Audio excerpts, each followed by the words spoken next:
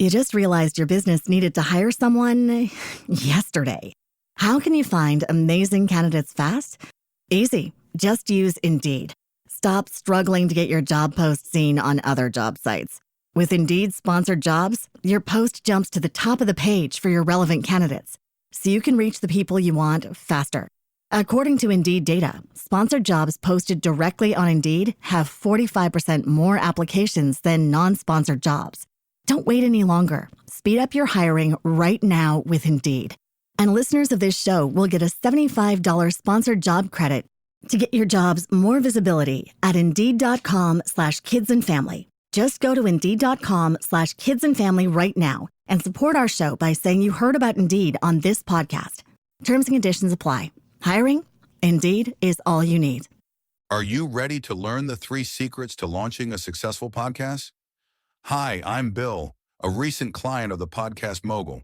If you've been thinking about starting a podcast but aren't sure where to begin, he's got you covered.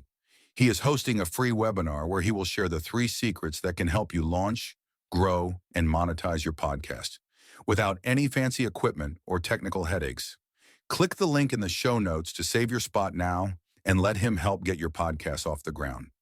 Hey entrepreneurs, it's your Podcast Mogul Phil Better here. I am excited for this episode as I know you are. Before we jump into this episode, I'm going to ask you if you are also a podcaster and you're looking to grow your podcast or monetize your podcast, make sure you stay till the end of the episode. I have a special deal for you, or a special offer, if you will. But ladies and gentlemen, without further ado, let's jump into the episode.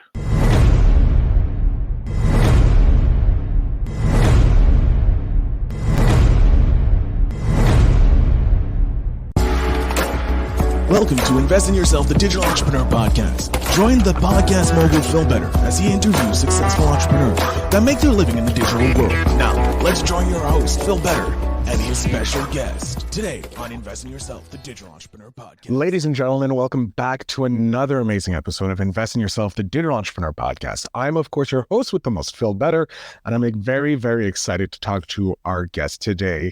They have been, for over 3 decades, have built a successful career in sales and marketing. They've worked with clients in a wide range of verticals, including pharmaceuticals, biomedical, manufacturing, logistic, financial service, and the big dollar one, government defense contractors. He's the owner and VP of marketing and sales at Rogers Marketing, winner of several multi-million-dollar sales awards, the Velocity Award for Growth, and the Heavy Hitter Award for Large Accounts. Our guest and his wife, Lori, are the creator owners of the Positive Action Process, using scientifically proven activities to increase the quality of life and business through creativity, autism, and positivity.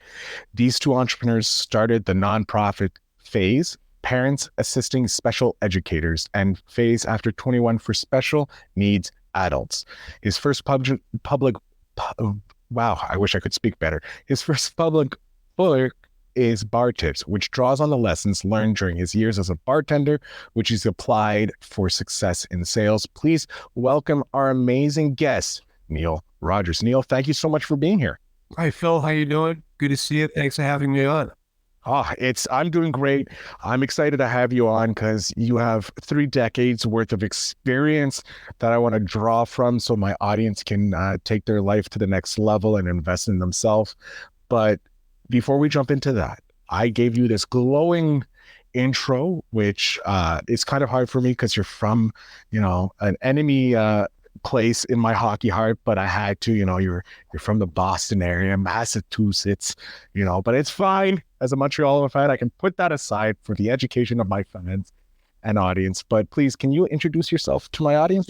Just so we're clear on this, that's Larry Bird right there. So Yeah. So that's how I was able to push it off to the side, because you're more of a basketball fan, and Larry Bird, I have to give credit to the Birdman. He was amazing at his job and he helped the Celtics so much. But this is not the sports talks. This is the entrepreneur talk. So Neil, quickly introduce yourself.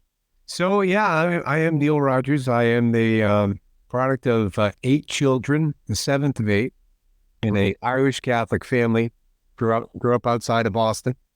The first four were subjected to strict Catholic upbringing, and as things can happen, mom and dad got a little tired. They weren't as fire and brimstone after that, so we kind of we didn't have to go to parochial school or any of that stuff. But I grew up right outside of Boston. I was a mediocre student. As a matter of fact, when I graduated high school, I was 17 years old. And in May of my senior year, I said to my mother, I said, is there something I should be doing next year? Jesus. Oh, yeah. Oh, right. So, but remember this now. I mean, in this day and age, I mean, I know that we did. We had our kids. We didn't have them play. Jokingly, I always say we had our kids planned up from DNA right up until today, right? And it was just a different time back then. I mean, it was rare that you went on college visits or any of that stuff. That never showed up on our radar screen at all. So I did go out. I did try the college thing. I failed first time through. I then, all the while, I was working in the hospitality business, always in some form of fashion, in the kitchen, bus boy, all that stuff from the age of 14 on. And I enjoyed it. And then I became bar back. I don't know if you're familiar with that up in Montreal. I was a bar back for a while, so Yeah, so you worked hard. yeah. You didn't get the glory like I finally did. No, you got the sweat and the anger of people. That's what we got as a. And you had to keep on telling everybody, no, I can't pull you straight. This is the dude over here. Yeah. So anyways, I after failing, I decided that I thought the bartending looked pretty cool. So that was my level of interest. Like, hey, that looks cool. Let me try that. So I go out and I set my sights on getting a bar job. I did. I got it in a little place on the beach where I grew up, summered, and it was south of Boston. And I discovered that I like to serve people, that I enjoyed that immediate feedback. And although my academic intelligence might not have been up to stuff, my interpersonal intelligence and my intrapersonal intelligence was very high. So I was good with people. I was good with putting them together, serving them, having small talk conversations, that type of thing. And I felt really strong about what I felt. Well, I mean, after my self-esteem was really low at this point. I said, well, this I could be good at something, And don't get me wrong, in high school I was a decent student. I was a middle of the road athlete, just kind of like, right there. But I had friends. I could sing a little. I could dance. And I had some things that not everybody had.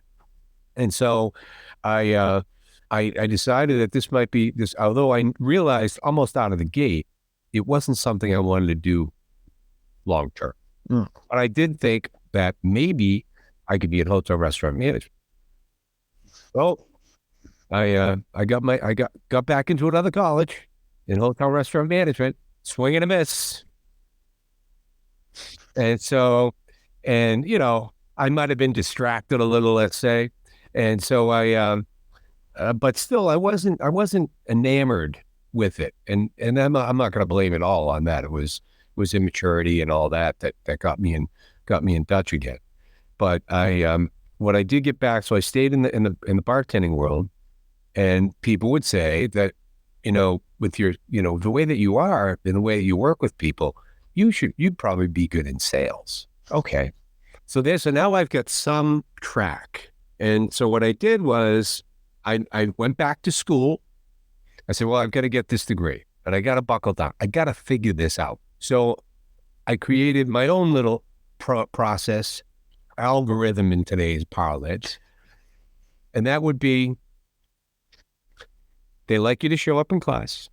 They like you to take note, to actively listen, to participate, to do the extra work. If you have trouble, ask them for the help, all those things. And then I created a little system on how I would write my notes and organize my notes. So all these little things, I'm starting to build, my own process of how I'm doing things. And I became a very good student. So I learned how I learned on my own, though. I mean, today, we have about, you mentioned PACE, PASE, parents. We started that. That could be another part of another conversation. But I have a child with autism who's now 32 years old. So, but anyways, I created this process to get better at school. And then I took that same philosophy, and when I started to go out on the road, I would use those things that I learned trying to go to school and behind the bar, like, how to greet people. These are simple concepts for your listeners. These are the concepts. I'll give them to you before I riff on the other way. It's proper greeting. It's being organized. It's time management. What is your attitude? What's your aptitude? What's your ability? How do you resolve an issue? Are you experienced in that? And all these things you come from, what's your product knowledge like? What do you know outside of your world that it could be of benefit to your customers? And these are all these things, and when you see the book, you'll see that I work them in to how it was like in one of the chapters. It's called peripheral knowledge, which is the knowledge you have outside of your own gig. It's the knowledge a doorman has, right? You come outside of the hotel, you say, as a matter of fact, recently, where we stayed at the Ritz-Carlton in Georgetown, and it was pretty expensive. It sounds pretty expensive. And I'm not, and that's not really our way to operate, but we did it. My son lives down there, so we went, and I came out and I said to the people at the front desk, fully staffed, by the way. Every time you walk through, there's 4 people there.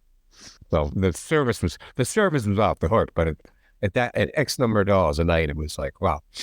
So I asked him, I said, is there anywhere within a quarter mile I might be able to get a beer for less than $20? So he said, oh yeah, go to Clyde's.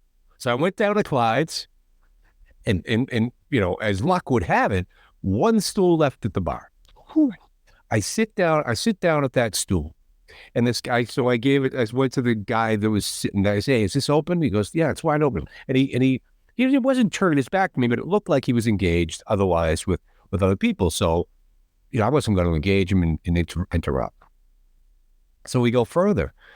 Finally, he turns back my way. We engage. We start chatting. I ask him, so what brings you down to Georgetown? So my son plays lacrosse. Oh, really? Who does he play? Does he play for Georgetown? I said, no, he plays for Providence College. Oh, you're kind of up my way. He goes, oh, where are you from? I said, outside of Boston, around 6 miles. Whereabouts? Melrose. What's your name? Oh, grew up in the same town I did. I graduated with his sister. Holy smokes. So the point of all that is that little act of asking that question, like, where do I go? Sends me down to an awesome place, which I just learned. I just saw something else recently on Clyde's, but it is a famous bar down in Georgetown. So I've told this story. I don't know. We were down there in March. Had to be 30 times, maybe more. I don't know, because I think it's it's just kind of a fun story, and it kind of is an example of what peripheral knowledge can do for you. Now, that may not seem much to the person that sent me that way, but I went down there. It was a cool, it was a cool bar. It was like, it wasn't all opulent like the Ritz-Carlton where they're shaking glasses the whole time and all that stuff. It's not my gig.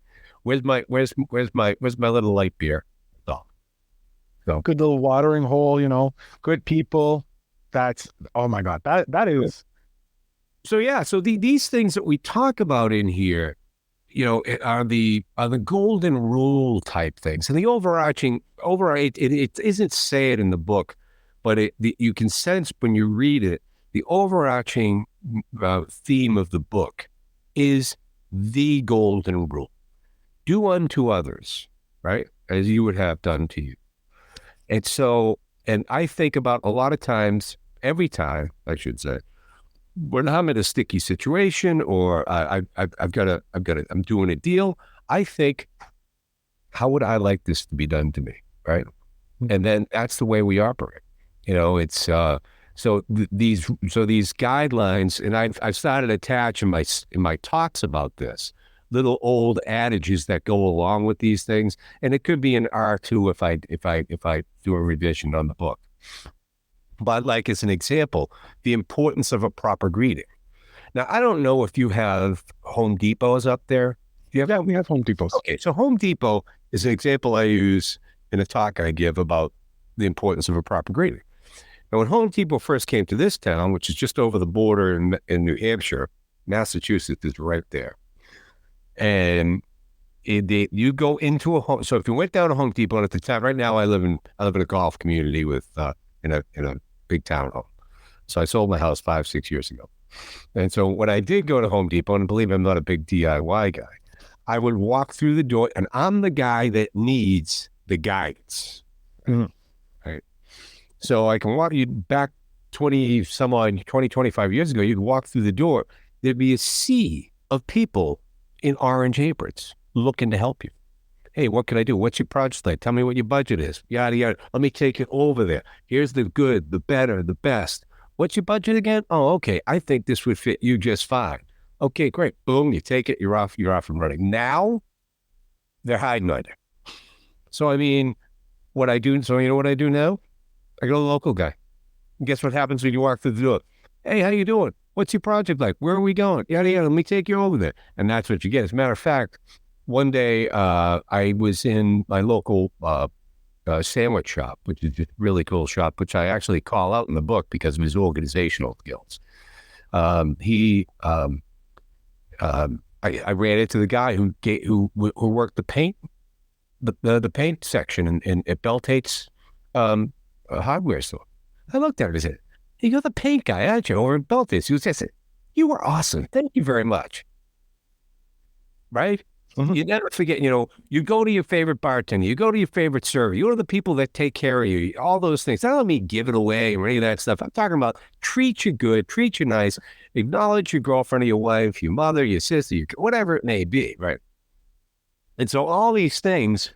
So in today's world, though, right, and I know this is a digital, so I might be stepping on toes here, but I'm going for it anyways. But what these things are that we talk about in the book are the things that you should consider. I don't like to use the word should, do, or whatnot. Consider before you go chase the shiny new red tech toy, right? So the big thing now is AI. Mm-hmm. Everything's AI. There's it, and every day, I don't even know how these people get any customers when they're texting you and emailing you without any type of warm greeting or whatnot. It's like, I'm the AI guy. I know I am. It's like, oh my goodness. And there's this great, you may not have seen, maybe you have. Did you, so you have the Boston relationship because of the Canadian hockey team. Have you ever seen the movie Good Will Hunting? Of course, a classic movie. So I got a friend of mine does a lot of writing, a lot of blogging, and he comes out with these really great little articles. It seems weekly. He's so prolific. And so he graduated a year ahead of my daughter, brilliant kid, number one in the class, and went to Bentley on a full scholarship. And he says this thing out, and I changed it up a little bit because I say in my talk, I say, tech is no threat to me, right? And so, we go into this iconic scene in the movie where Sean, Robin Williams' character, frustrated yet again with Will, Matt Damon's character, and they're sitting on the park bench, right? And Robin, in whatever Boston accent he's trying to do, is that you don't know a thing. You've never been out of Boston. Sure, I got to ask you about art. And you give me the skinny on every art book ever written, but you don't know what the Sistine Chapels.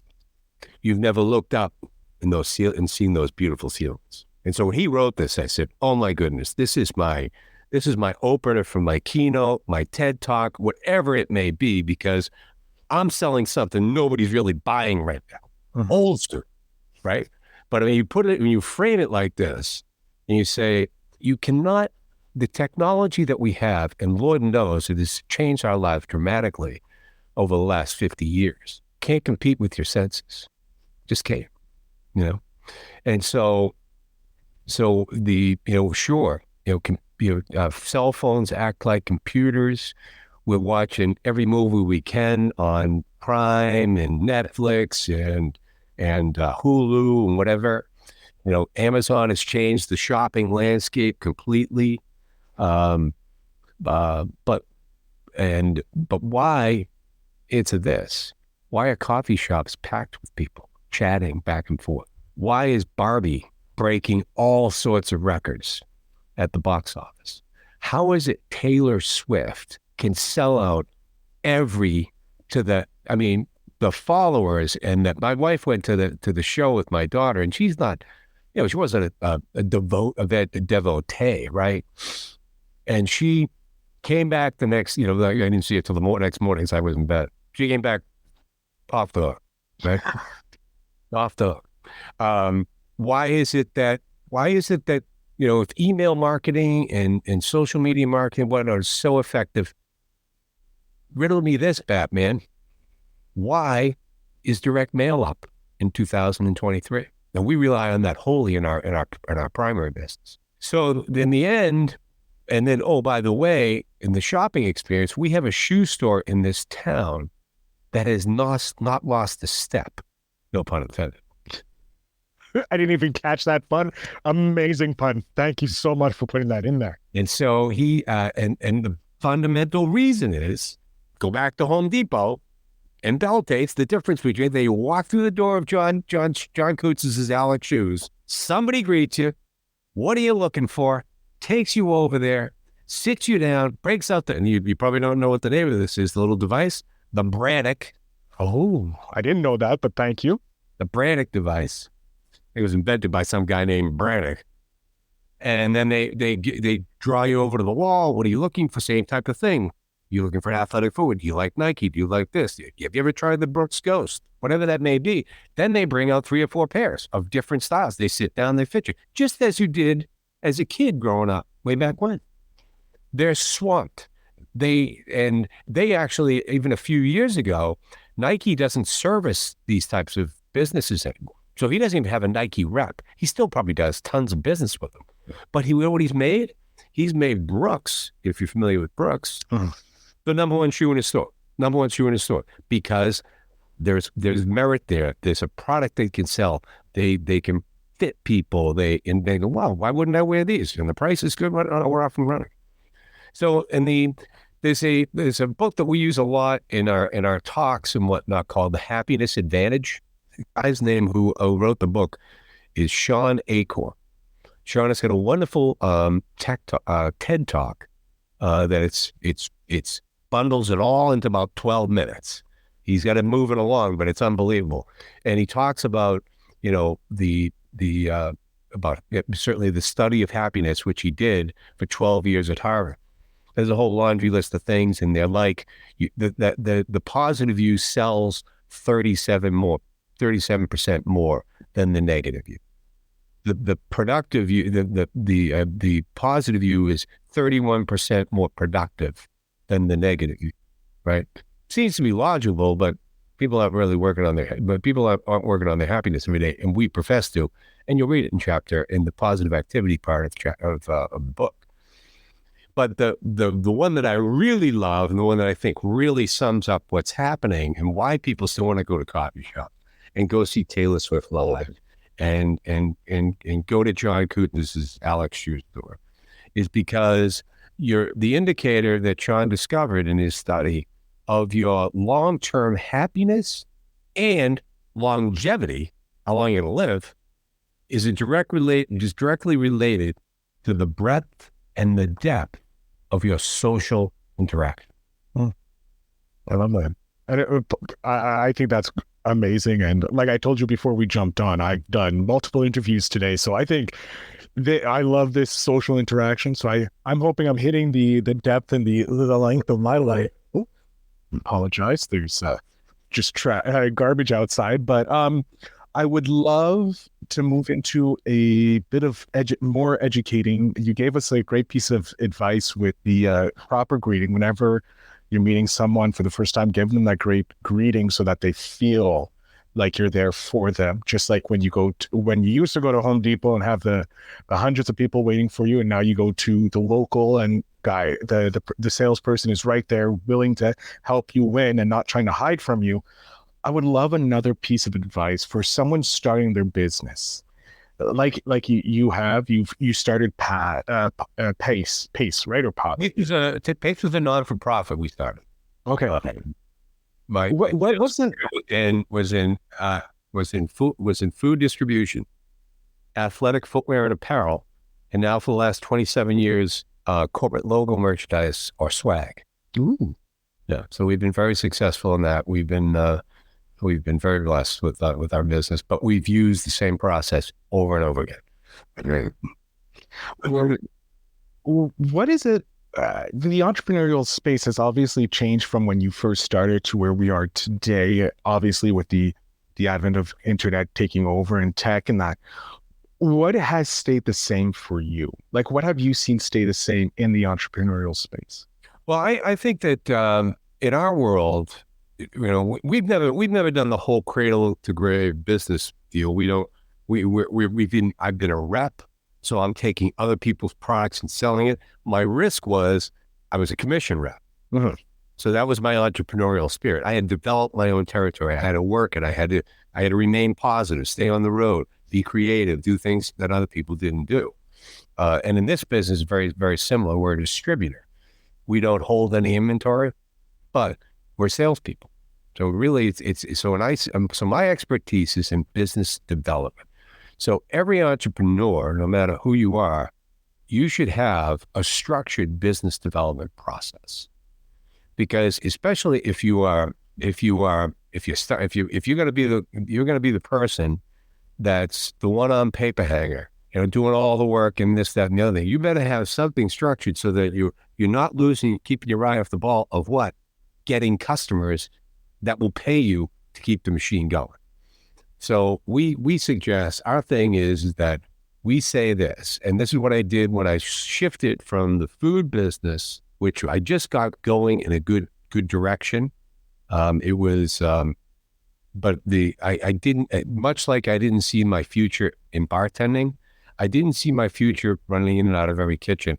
And it looked to me like if I wanted to make the money that I wanted to make, I don't know if I could make enough sales calls to make the money I want to make. So when I was given the opportunity to join a rep agency with very successful guys that I knew, I said, I'll jump on with that. And so what I did was, the day was done in the food business at 2:30, right? Because if you can't ship it the next day, nobody wants to see it. I mean, you take the orders right up to 2:30, and we put them in these little computers, little order, whatever it was, and then we put the coupler on the phone, on the pay phone, right? And we sent it over the what is it, analog line, right? The analog method. Yeah. So what I would do after 2:30, I'd go home and I'd stop mapping up my territory in the footwear business. So I've given my 2-week notice. So I'm prepping, I'm organizing, I'm getting ready to go. Even though I'm not creating the product or this, that, and the other thing, I'm starting with no money coming in. So I got to get a running start. And so I had, got my samples, organized them, laced them up, got instruction on how to do that. Did it exactly how they wanted me to do it. And that I was ready to go to start making phone calls and setting appointments to go book the next season. So everything was done in season. So in the fall, you book for spring, you might get a little holiday push or something like that, and whatnot. So I was ready, and so I did most of New England. So I had to map it out where I was going to go, because now I'm responsible for the hotels and the gas. So these are all. So that's so I may not have costs of the product, but I've got the costs of doing business. So we then do this structured deal where we just show up. And if we don't get an appointment, we show up. We show up with a catalog, with a nice note, with maybe a sample, a leave behind, something just to say, I've been here. I'm a hardworking guy. I want to be part of your team. And if you do that enough, even though they're not buying from you right now, they're going to give you a play because you've got something, but also you have to have something you could sell. I mean, that's the rule. So, and then when we started the promotional business, we had a very simple way of doing things. Again, this is all like old school. When you read this thing, there are no complex marketing theories in this. It's how do you show up? How do you show up creatively? And so when we first started the promotional business, we did a thing called power packing. This was not our idea. It was something that was done previous to us, but we followed it by the law. And essentially what that was is, and it can't be done anymore in a post 9/11 world, because you can't walk into a building and leave things behind and all that, which is what we would do. And so we would always engage.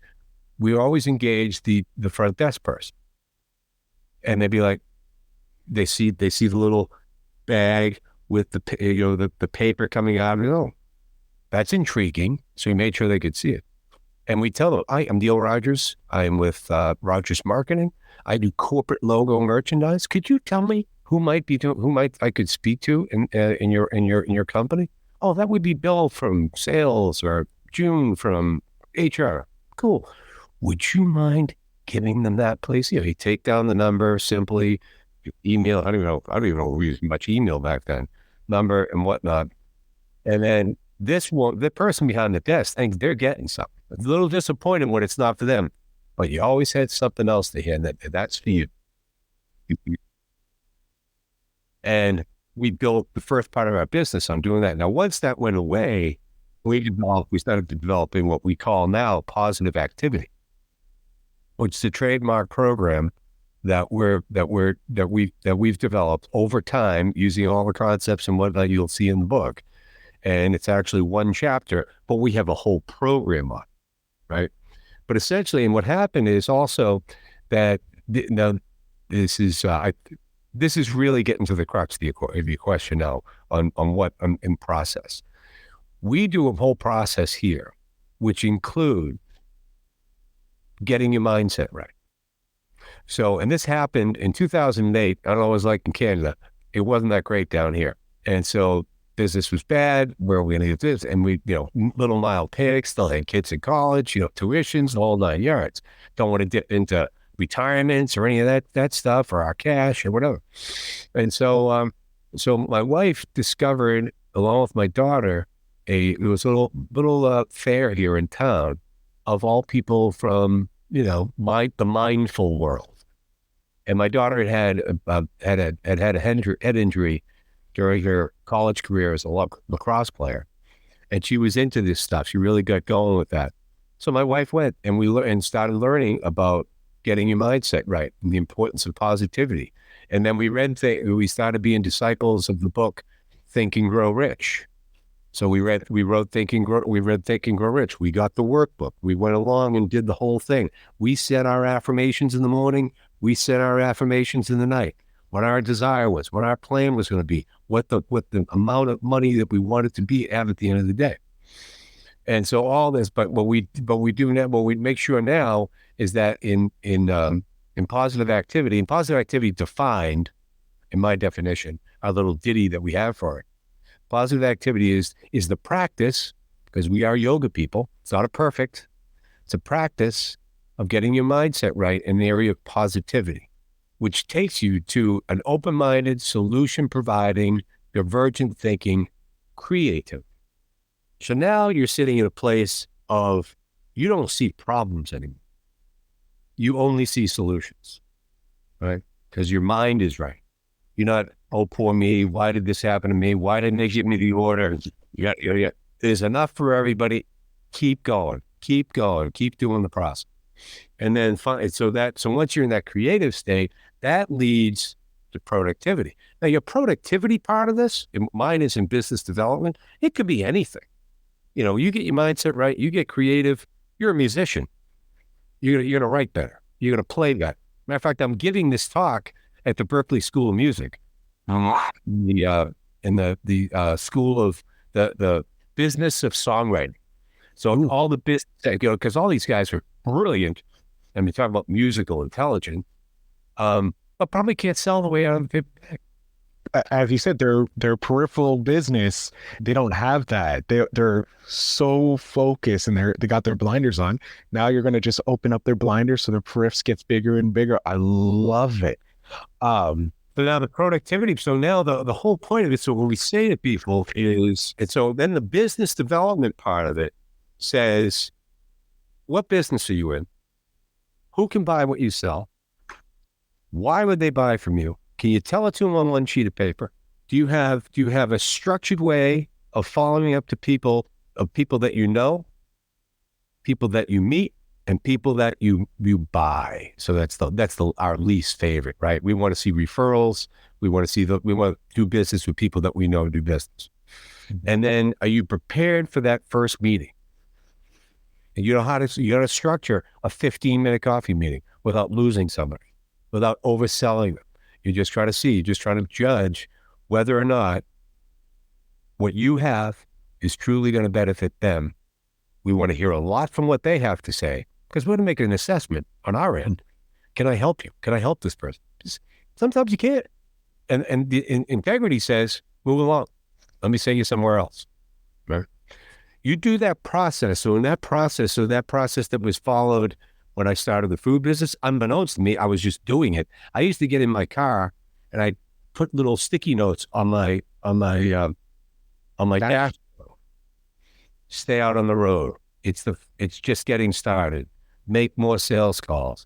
Give the samples. Whatever it was some sort of little positive affirmation. And I hadn't read book 1 on it yet. It was just innate in me that I just knew that being more positive made me feel better.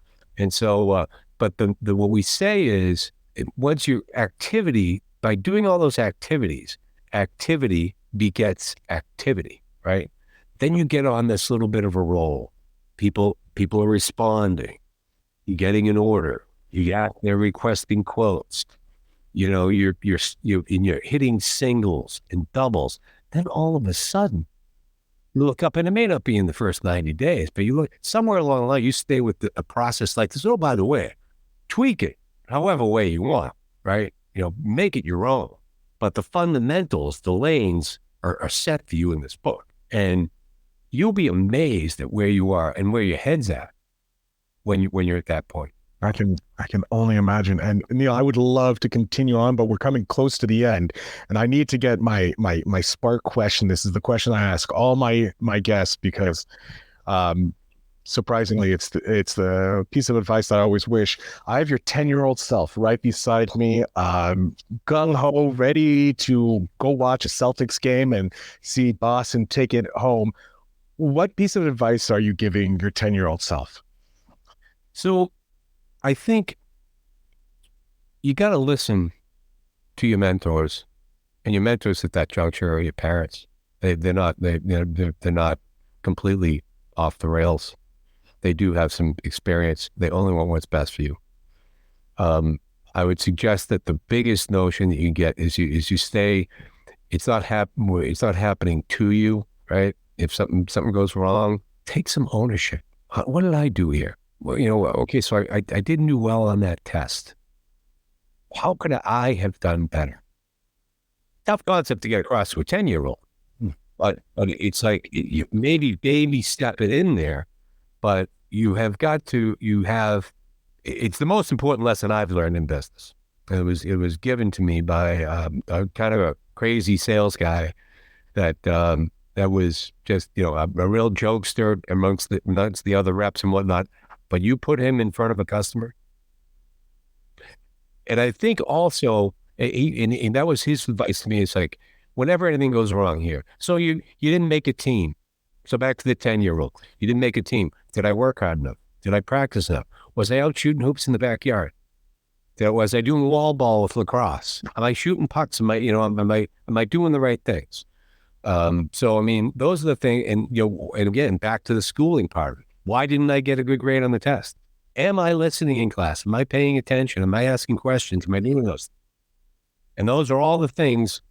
Heck, I want to like my 17-year-old self to it. That's true.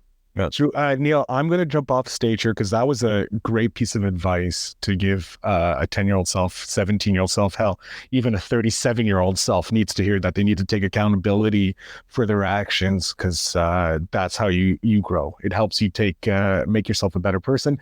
I'm going to jump off stage here. I want you to let my audience know where they can connect with you, where they can get your book, BarTips, so that they can start mapping out and getting better processes out. So BarTips is available at Amazon and Barnes & Noble and all the major online stores. I know I've seen it at Walmart and a few others, but primarily it's been people have been buying them on Amazon. If they would like to reach out to me directly, you send me an email, Neil, Neil, at Rogmark, ROG as in George, M as in Mary, ARK.net.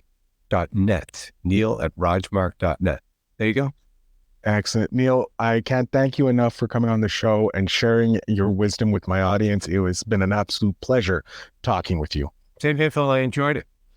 Excellent. To my audience, remember to check out the show notes down below to get all the connections to Roger, his book, and send him an email to help you go to the next level. And remember to always, always invest in yourself.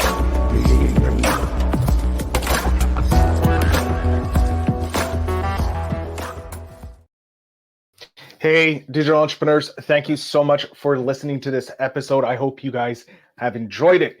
Now, if you're looking to take your podcast to the next level, like most of these entrepreneurs have taken their business to the next level, to scale it, if you will, make sure you check out my brand new newsletter. Links are down below. It is called the Monetization Mogul Syndicate newsletter, or it could be Phil Better Stories of Monetization Moguls, or Making Moguls is what I do.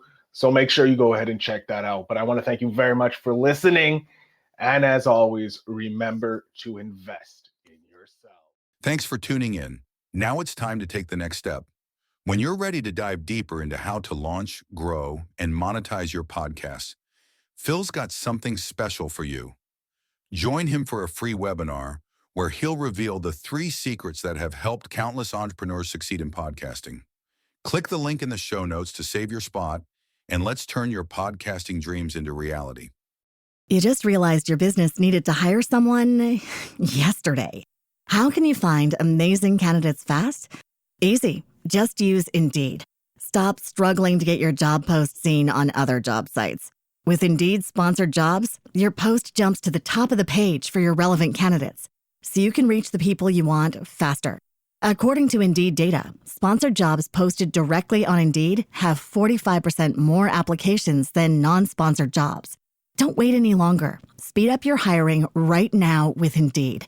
And listeners of this show will get a $75 sponsored job credit to get your jobs more visibility at Indeed.com/kidsandfamily. Just go to Indeed.com/kidsandfamily right now and support our show by saying you heard about Indeed on this podcast.